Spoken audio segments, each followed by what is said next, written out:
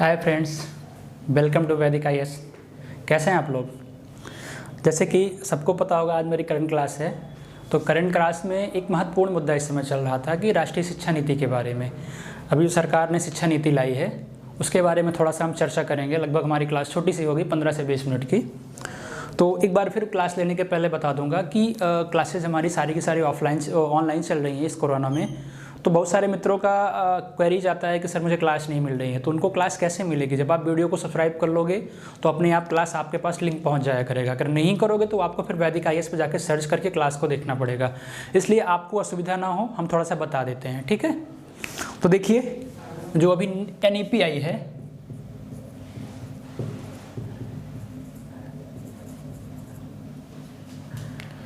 National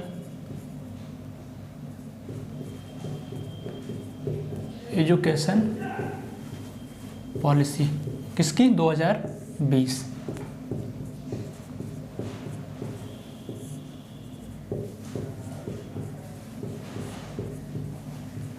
राष्ट्रीय शिक्षा नीति।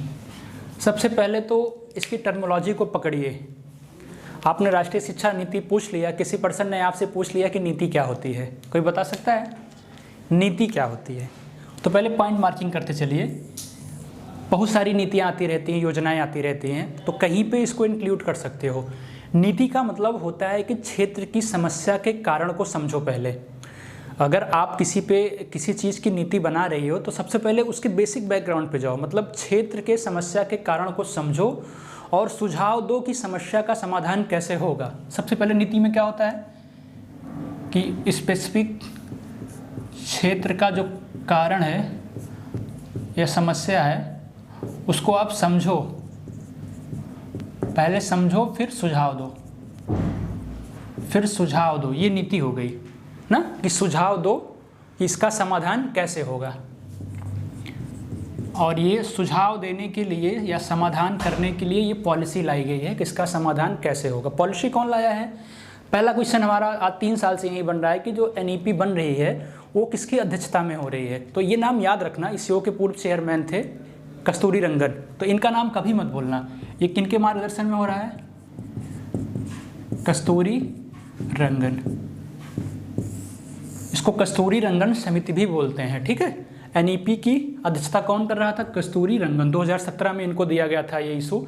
अभी इन्होंने 2019 में इस पर मसौदा पेश किया और 2020 में प्रधानमंत्री नरेंद्र मोदी जी ने शिक्षा पर नीति को लागू कर दिया। पहले एजुकेशन के समझने के पहले एक बेसिक कॉन्सेप्ट पे जाइए। हमारा उद्देश्य ये नहीं है कि हम शिक्षा की नीति को पूरा बताएं, क्योंकि शिक्षा की नीति लगभग जो तैयार किया गया गवर्नमेंट द्वारा वो लगभग 100 पेज का है। तो 100 पेज हमारा कम क्लासों में हो पाना असंभव है। लेकिन ये जरूर बताएंगे कि हाँ, किस पे परिवर्तन हुआ है। आपका प्री का क्वेश्चन नहीं गलत होगा, आपका मेंस का क्वेश्चन नहीं गलत होगा। और भी चीज़ें जो एजुकेशन से रिलेटेड जो पहले समितियां बनी हुई हैं, संविधान से इसको लिंक कर देंगे, फंडामेंटल राइट से, फंडामेंटल ड्यूटी से, इन सब चीज़ों से लिंक कर देंगे तो आपके क्वेश्चन कभी इस कम समय में गलत होने की संभावना खत्म हो जाएगी। देखिए, बात हम किसकी कर रहे हैं? केंद्र में क्या है? शिक्षा। आपने समझ लिया ना कि क्षेत्र के कारण की समस्या को समझो और उसको सुझाव दो कि समाधान उसका कैसे होगा। ये हो गई नीति। अब यहाँ पे किसकी बात की गई? शिक्षा के क्षेत्र के कारण की समस्या को समझा गया और उस पर सुझाव दिया गया। तो क्या आ गया? राष्ट्रीय शिक्षा नीति आ गई। केंद्र में क्या है? केंद्र हमारा एजुकेशन है, ठीक है? एजुकेशन के लिए इतनी चीज़ें होती हैं। होती क्या है? केंद्र में कौन होता है? पढ़ने वाला बच्चा होता है, ठीक है? और उसके गार्जियन होते हैं। कौन होते हैं? पेरेंट्स होते हैं, ठीक है? और कौन होता है? अध्यापक होता है। वो मसौदा जो सरकार ने पेश किया 104 वर्ड में, उसको हम जस्ट 2 मिनट में आपको बताने का प्रयास कर रहे हैं। और क्या होता है? स्कूल होता है और मैनेजमेंट बोर्ड होता है। ये मैनेजमेंट बोर्ड ऐसा होता है जो निर्णय देता है, रिपोर्ट तैयार करता है, उस पर सुझाव देता है, ठीक है? अब इन चीज़ों को समझना, आप अपने आप एजुकेशन पॉलिसी समझ में आ जाएगी। देखिए, शिक्षा का केंद्र कौन है? अध्यापक है ना। तो अध्यापक के ऊपर ज़्यादा भार डाला गया, उसको स्किल्ड करने की बात की है यहाँ पे।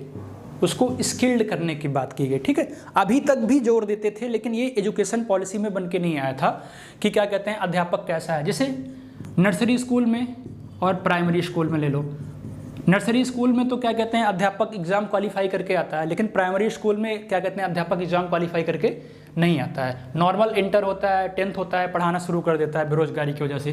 तो इस पे भी जोर देने की बात की गई है। ठीक है, मतलब अध्यापक की गुणवत्ता को बढ़ाने की बात की गई, उसको स्किल्ड करने की बात की गई है। और यहाँ पे बहुत बड़ा जोर दिया गया है कि अगर गार्जियन जागरूक हो जाएं तो अपने आप सारा सिस्टम मेंटेन हो जाएगा। तो यहाँ पे एक एथिक्स का टॉपिक आता है कि गार्जियन के मूलभूत कारणों को बढ़ाया गया कि अपने बच्चे को अगर ध्यान देने लगे तो स्कूल भी सुधर जाएगा, अध्यापक भी सुधर जाएगा। तो अध्यापक स्कूल की क्या कहते हैं रीढ़ होती है, मेन भूमिका में होता है। लेकिन प्रॉब्लम यहाँ भी है, यहाँ भी सरकार ने निर्णय लिया है कि जो मैनेजमेंट बोर्ड होता है, ये जो उसके निर्णय के स्तर होते हैं, रिपोर्ट होता है, सुझाव होता है, इसको चेंज कर दिया गया। चेंज करने का मतलब क्या हो गया, मान लीजिए एक स्पेसिफिक प्लेस पे आपका विद्यालय है और आपके विद्यालय के बच्चे पढ़ नहीं रहे हैं, तो रिपोर्ट किसको देनी है, मैनेजमेंट बोर्ड की देनी है। मैनेजमेंट बोर्ड क्या करेगा, जाएगा उसी को रिपोर्ट देनी है, वो अपना नाम थोड़ी ना खराब करेगा, वो अच्छा सुझाव देगा, अच्छी रिपोर्ट देगा और उस पर निर्णय देगा, कमेटी मान लेगी। तो इस पर अलग अलग स्तर पर कमेटियाँ बनाई गई हैं। ठीक है, अब जैसे बच्चा पढ़ेगा, डस्टर चाहिए, जैसे बच्चा पढ़ेगा तो उसका आकलन कौन कर सकता है। बच्चा अगर पढ़ता है तो उसका आकलन कौन करेगा, पहला तो उसका आकलन करेगा बच्चा स्वयं। ठीक है, बच्चा स्वयं करेगा, दूसरा उसका सहपाठी करेगा, और तीसरा कौन करेगा, शिक्षक करेगा, स्कूल करेगा। तो इन चीज़ों पे ये मूलभूत चीज़ें हैं जिस पे काम करने का धीरे धीरे प्रयास किया गया है। ठीक है, अब देखिए सरकार ने निर्णय क्या लिया, अब आगे की चीज़ों को समझते हैं। तो क्या क्या समस्याएं आ सकती हैं वो हमने समझा दिया। स्कूल लेवल पे समस्या आ सकती है, टीचर लेवल पे समस्या आ सकती है, गार्जियन लेवल पे समस्या आ सकती है, मैनेजमेंट बोर्ड लेवल पे समस्या आ सकती है। तो सरकार ने क्या करेगा, सरकार क्या करेगा, जो स्कूल का मूलभूत अवधारणा था उसी को तो चेंज करेगा, अलग से कुछ चेंज नहीं होगा। बेसिक कॉन्सेप्ट अगर एग्जाम में पूछा गया, आप शिक्षा नीति को पढ़ के नहीं गए हो, तो ये फिगर बनाइए और फिगर के इर्द गिर्द चारों चीज़ों पर अपना अपना बोर्ड डिसीजन बांट दीजिए कि ये ऐसे काम कर सकते हैं। आपका मेन्स का क्वेश्चन हो गया। देखिए हम पढ़ेंगे क्या, इस शिक्षा नीति में हम पढ़ेंगे क्या, सबसे पहले जानेंगे ये क्या है और इसका प्राचीन, वर्तमान और भविष्य जानेंगे। ठीक है, इसका एंशिएंट, प्रेजेंट और फ्यूचर जानेंगे, और फिर इसके बाद जो इसमें परिवर्तन हुए हैं उस पर क्या करेंगे, मेंस का टॉपिक आएगा तो उस पर निष्कर्ष कैसे निकलेगा। तो हमने ये तो बता दिया आपको कि राष्ट्रीय शिक्षा नीति क्या है, इस पे नीति बनी। अब इसका प्राचीन भी देख लीजिए आप, ऐसे समझते चलिए। आपको हम कोशिश कर रहे हैं कि एंशिएंट से लेके आज तक कोई प्रॉब्लम आपको थोड़ी ना हो पाए। देखिए पहली बात, 2020 की शिक्षा नीति किसको रिप्लेस कर रही है, 1986 की पॉलिसी को रिप्लेस कर रही है। अभी तक की ये तीसरी नीति है। पहली नीति लाई थी 1968 पे इंदिरा गांधी ने, दूसरी 1986 में लाई थी राजीव गांधी ने। ठीक है, और तीसरी ले आई है 2020 में मोदी जी ने। ठीक है, तो ये भी क्वेश्चन पूछा जा सकता है, ऐसा नहीं है, ये भी क्वेश्चन पूछा जा सकता है, लेकिन इसके पहले की चीज़ों को पहले आप अच्छे से समझ लो। तो किसका स्थान ले रही है, 1986 का स्थान ले रही है। 34 साल बाद इसमें परिवर्तन किया गया है। अध्यक्षता कौन किया था, के कस्तूरी रंगन जी ने किया था। इसमें बात क्या किया गया कि 6% निवेश किया जाएगा, इसका जीडीपी का। ये मेन फैक्ट हैं जो एग्ज़ाम में आपसे पूछी जाती हैं, मतलब ठीक है, ये मेन फैक्ट हैं जो एग्जाम में पूछा जाएगा। स्वतंत्र भारत की कौन सी नीति है, तो स्वतंत्र भारत की कौन सी नीति है, तीसरी नीति। इसके बाद भी, इसके पहले भी बहुत सारी नीतियाँ बनी थी। देखिए इसके एंशिएंट में हम लोग चल रहे हैं, एंशिएंट में चलते चलते ध्यान देते चलिए कुछ पॉलिटिकल साइंस की बातें। एजुकेशन किस सूची में आता है, कोई बता सकता है, शिक्षा किस सूची में आता है। अरे पढ़ा करो बाबू लोग। देखो शिक्षा समवर्ती सूची में आता है। ठीक है, समवर्ती सूची का मतलब होता है राज्य और केंद्र। याद ध्यान देना, बहुत मूलभूत चीज़ें हैं। राज्य और केंद्र जिस पे मिलके काम करेंगे वो किस में आएगा, समवर्ती सूची में। बाकी तो राज्य का विषय अलग होगा और केंद्र का विषय अलग होगा। लेकिन 1976 के पहले शिक्षा क्या था, राज्य का विषय था। ये पॉइंट करने वाली, 1976 के पहले शिक्षा राज्य सूची का विषय था। ध्यान देना, ये कभी भी पूछा जा सकता है। 42वें संविधान संशोधन के अंतर्गत 5 विषय को हटाया गया था, हटा के फंडामेंटल राइट में जोड़ा गया था। ठीक है, 42वें संविधान में, ठीक है, 5 विषय को भी हटाया गया था, उसको हटा के किस में जोड़ा गया था? फंडामेंटल राइट में। तो ये क्या हो गया? फंडामेंटल राइट का भी पार्ट्स हो गया। ठीक है, हटाकर समवर्ती सूची में शामिल किया गया था। तो ये 42वें संविधान के अंतर्गत हटा के 1976 के बाद इसको किस में शामिल कर दिया गया? समवर्ती सूची में शामिल कर दिया गया। अगर हम राइट की बात करें, यहाँ पे भूल चूक हो गई थी थोड़ा सा। अगर हम मान लीजिए राइट की बात करते हैं, अगर अधिकार की बात करते हैं तो आर्टिकल 21A में है ना, 21A में है ना। 2 दिसंबर 2002 में 86वां संविधान संशोधन लाया गया था। उसमें क्या कहते हैं? इसको मौलिक अधिकार में शामिल कर दिया गया था। उसमें क्या कहा गया था? उसमें कहा गया था कि 614 वर्ष तक के बच्चों को अनिवार्य शिक्षा दिया जाएगा। ये अधिकार हमें संविधान में मिला हुआ है। और दूसरी बात, फंडामेंटल ड्यूटी में भी है, फंडामेंटल ड्यूटी में भी 51 काम में शिक्षा के अधिकार को रखा गया है। ठीक है, कि हमारा कर्तव्य है। उसमें क्या किया गया? फंडामेंटल ड्यूटी में 51 काम में इसको जोड़ा गया। किस संविधान के अंतर्गत? 86 संविधान के अंतर्गत। ये चीज़ें मूलभूत हैं जो आपको याद करना ही करना है। ठीक है, अब देखिए हम अपने टॉपिक पे चलते हैं। थोड़ा सा हमने कहा आपको बता दें ताकि कभी कोई गलतियां आप ना करो। देखो, एंशिएंट की बात करें तो जनरल व्यू देते हैं। ठीक है, जनरल व्यू लेते चलिए। प्राचीन काल में क्या कहते हैं, क्या किया गया था? प्राचीन काल में कौन सी भाषा थी? प्राचीन काल के वैदिक काल में जो शिक्षा थी हमारी किस भाषा में थी? संस्कृत भाषा में थी। पढ़ते होगे एंशिएंट हिस्ट्री में। उसके जस्ट बाद मौर्य काल में हमारी भाषा परिवर्तन हो जा रही, देखते चलना, परिवर्तन शुरू है यहीं से। मौर्य काल में भाषा परिवर्तन होकर क्या आ गई? प्राकृतिक भाषा में आ गई। इसके बाद हर्ष और गुप्त काल में भाषा परिवर्तन करके संस्कृत में फिर आ गई वापस। और यहीं पे संस्कृत को राजभाषा का दर्जा दिया गया। ये क्वेश्चन भी आता है कि किस काल में संस्कृत को राजभाषा का दर्जा दिया गया? तो गुप्त और हर्ष काल में संस्कृत को राजभाषा का दर्जा दिया गया। ये बात कभी मत भूलना। ठीक है, उसके बाद दिल्ली सल्तनत की बात करें तो दिल्ली सल्तनत में फारसी भाषा आ गई थी। ठीक है, ध्यान देना, दिल्ली सल्तनत में फारसी भाषा आ गई और ये फारसी भाषा चलती रही। कब तक चली? 1835 में मैकाले जी ने फारसी भाषा से अंग्रेजी भाषा को परिवर्तित कर दिया। फारसी के स्थान पे अंग्रेजी भाषा को शिक्षा का अधिकार माना गया। ठीक है, और कुछ मूलभूत चीज़ें हैं जो एग्जाम्स में पूछे जाते रहते हैं, जैसे कि सर्व शिक्षा अभियान आपसे पूछा गया अभी एग्जाम में कि सर्व शिक्षा अभियान कब आया था। तो ये सब भी कहीं नोट करते चलना। 2001 में हमारा सर्व शिक्षा अभियान आया। ठीक है, सर्व शिक्षा अभियान आया। इसी के बाद आता है समग्र शिक्षा अभियान, 2018 में आया था। 24 मई 2018 में भी है लेकिन याद नहीं है। समग्र शिक्षा अभियान 2018 में आया था। मिड डे मील पूछा जाता है आपसे, मिड डे मील पूछा जाता है, 1995 में आया था। ऐसे ऐसे बहुत सारी चीज़ें हैं जो आपको पढ़ना पड़ता है, जानना पड़ता है। पढ़े भारत बढ़े भारत पूछ लिया। एजुकेशन पॉलिसी आई है लेकिन क्वेश्चन कहाँ से आता है? क्वेश्चन यार इन चीज़ों से आता है। इन चीज़ों को आप भूल के आप एजुकेशन पॉलिसी पढ़ने को बैठ जाते हो। देखो, पढ़े भारत बढ़े भारत लिख लो। ये कब आया? ये 2014 में आया। तो इन चीज़ों को जानना बहुत ज़रूरी है। देखो हमारी कहानी कहाँ से शुरू हुई थी? प्राचीन काल से लेके 1835 पे पहुँचे हुए हैं। नोट डाउन कर लिए, आगे चलते हैं।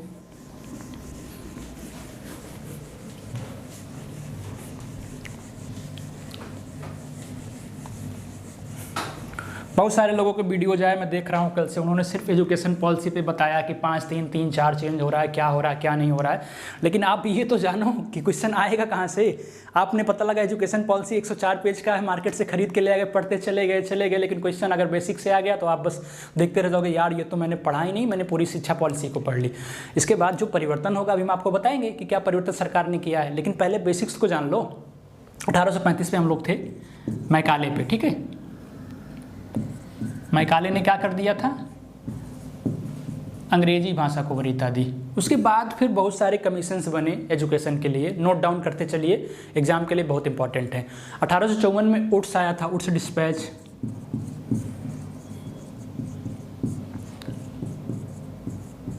1854 में उड्स डिस्पैच आया। 1882 में हंटर कमीशन आया, 1902 में रैले आयोग आया, 1882 में हंटर आया, 1902 में रैले कमीशन आया, ठीक है, रैले आयोग आया, 1913 में गोखले की रिपोर्ट आई थी, ठीक है। ये सारी चीज़ें सब क्वेश्चन में आया हुआ है, बस याद है, मैं आपको बताते चल रहा हूँ क्रमबद्ध तरीके से। फिर 1935 से 37 में वर्धा रिपोर्ट आई थी। इसके पहले 1917 में नोट कर लीजिएगा सैंडलर आया था, सैंडलर आयोग का गठन किया गया था, ठीक है। फिर 35 से 37 में वर्धा रिपोर्ट आई थी, ठीक है। 48 में राधा कृष्णन रिपोर्ट आई थी, ठीक है। देखो फिर आपको ले आके प्रेजेंट से लिंक कर दिया।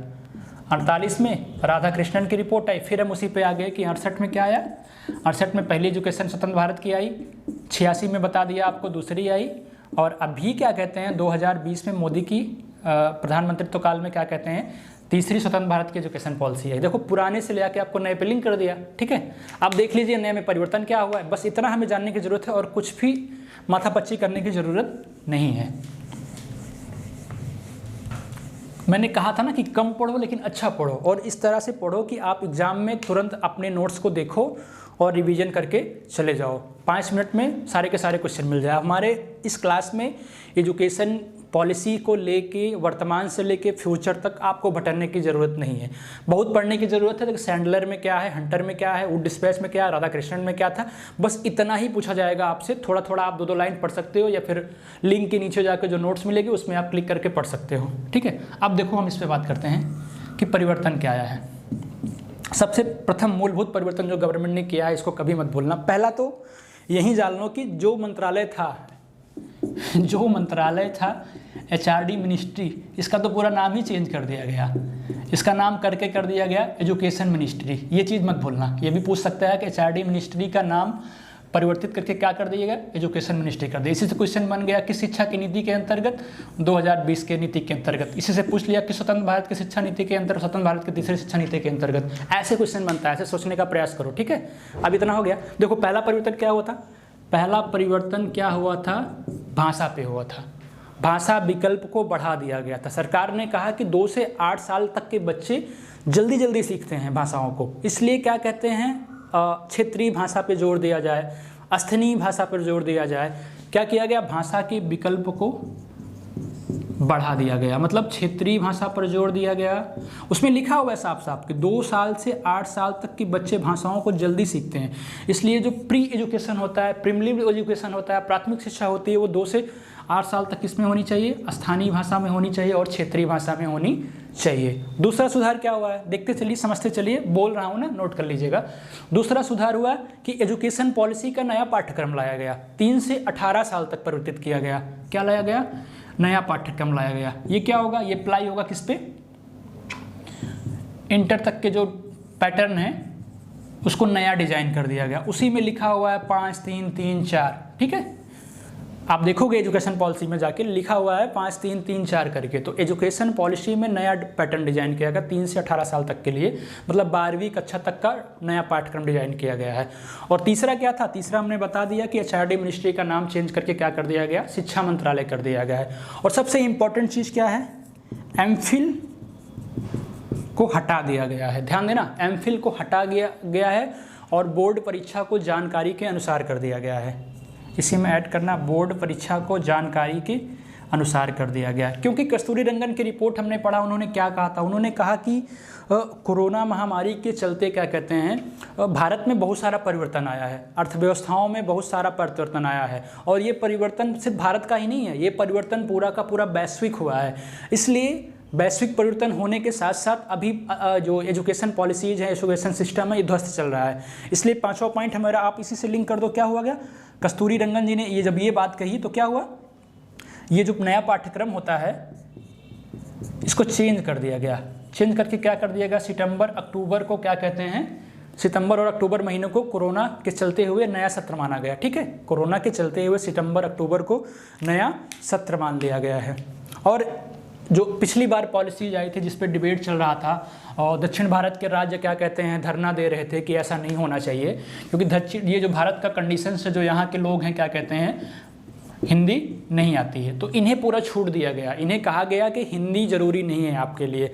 गैर हिंदी भाषी राज्यों को कहा गया 6वें नंबर में कि हिंदी जरूरी नहीं है आपके लिए, आप सीख सकते हो मन करे तो फिर नहीं सीख सकते हो। और अभी निशंक जी ने क्या कहा, जो एचआरडी मिनिस्टर निशंक जी ने कहा कि टेक्नोलॉजी को हम बढ़ावा देंगे, टेक्नोलॉजी को बढ़ावा देंगे, इसको क्या करेंगे, एजुकेशन के साथ साथ लिंक करेंगे। मतलब अगर टेक्नोलॉजी को बढ़ावा दोगे तो यहाँ होगा क्या, यहाँ पे इंग्लिश वर्जन आता है या फिर अदर कंट्रीज में जाओगे और भी भाषाएं आती हैं। तो हमारा 7वां पॉइंट बन के आता है कि बहुभाषा को बढ़ावा देंगे। जो हमारा अध्ययन होगा किस में होगा, बहुभाषा में होगा, ठीक है। उसके बाद लास्ट वाला पॉइंट आता है, एक बहुत इंपॉर्टेंट है कि जो हमारी शिक्षा होगी वो भारत की विरासत पे आधारित होगी।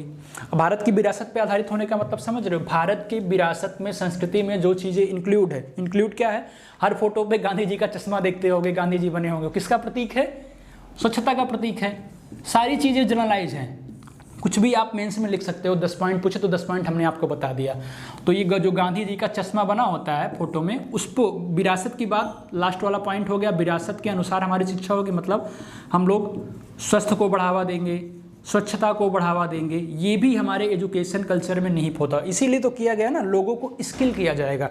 एजुकेशन में बात ये की गई कि प्राइमरी से लेके 12 तक बच्चों के स्किल को चेक किया जाएगा। पढ़ाई के साथ साथ उनके मनोविकास और शारीरिक विकास पे जोर दिया जाएगा।